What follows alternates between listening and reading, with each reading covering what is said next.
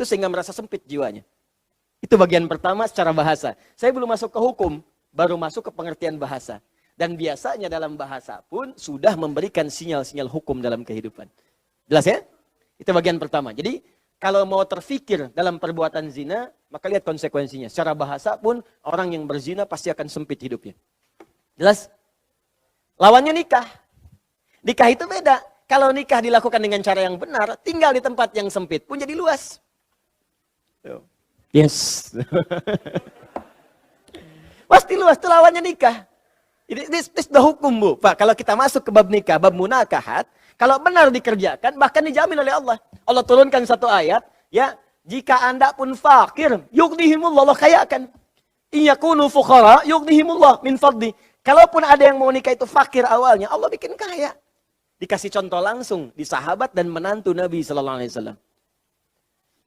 Ibu kenal Fatimah putri Nabi?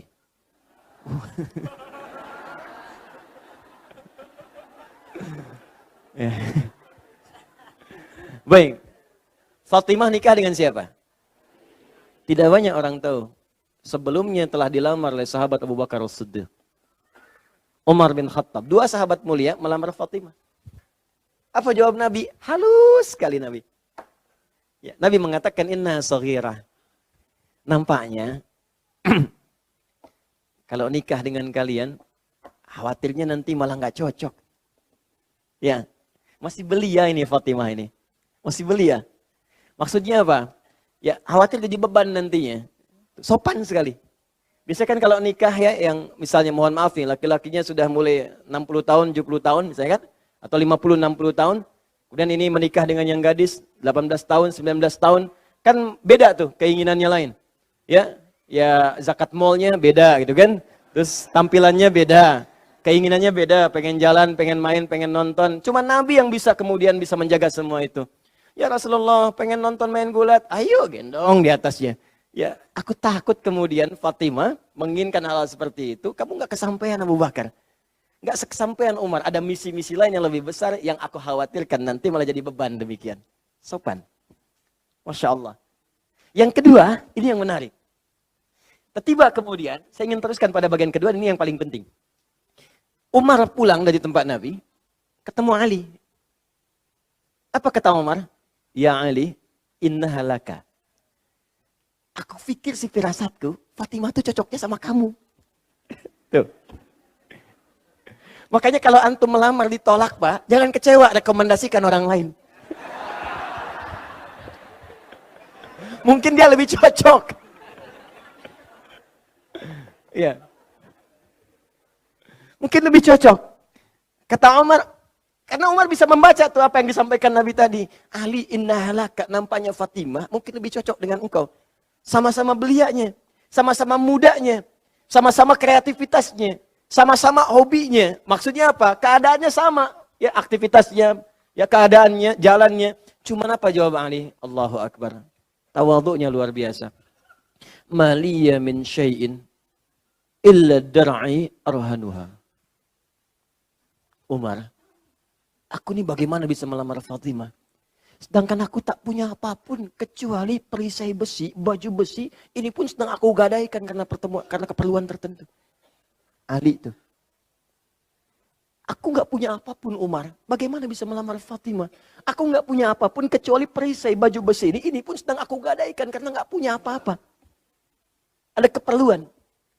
Kata Umar nggak apa-apa. Pede aja datangin Nabi, sampaikan maksudmu pasti akan dapat solusinya. Umar.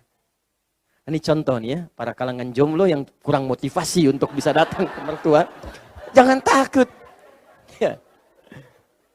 Anda mau datang ke mertua yang sangat kaya, Anda orang biasa. Gak usah takut pakai rumus Ali. Allahumma alif ya Allah qalba abik. Wa merasyadi abika ma'allafta Rasulullah SAW li Ali. Ya Allah lembutkan hati calon bapak mertuaku sebagaimana engkau lembutkan hati Rasulullah ketika Ali datang kepadanya. Langsung direkam.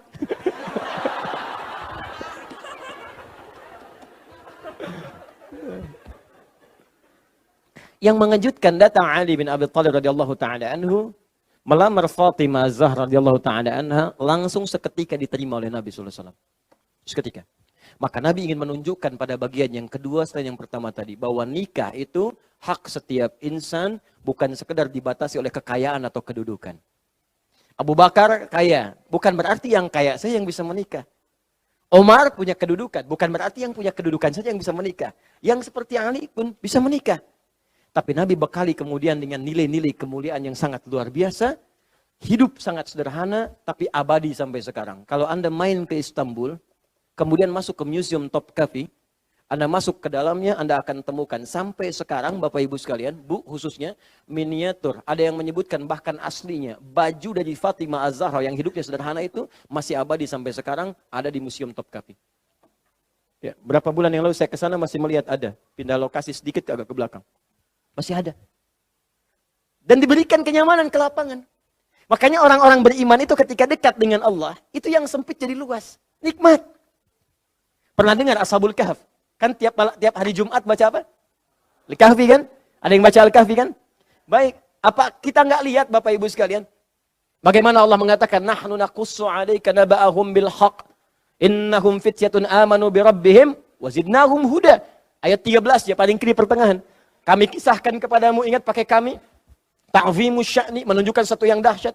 Kami kisahkan kepadamu kisah para pemuda yang karena imannya kepada Allah, saking berimannya, kami berikan jalan kepada mereka untuk mendapatkan kenikmatan. Apa diantaranya? Tinggalnya kan di gua, Pak. Ingat, ada gharun, ada kahfun, itu beda. Nabi ketika dengan Abu Bakar itu di ghar. Idhuma fil ghari, idh yaqul li sahibihi la tahzan. Dia tahu, Pak? Ketika keduanya berada di dalam ghar, gua, kahfun gua, gharun gua. Apa bedanya? Kalau gharun, guanya tidak terlampau luas, cukup 1-2 orang saja. Di saat masuk hanya cukup 1-2 orang. Nggak bisa 5 orang, 6 orang, 7 orang, nggak bisa.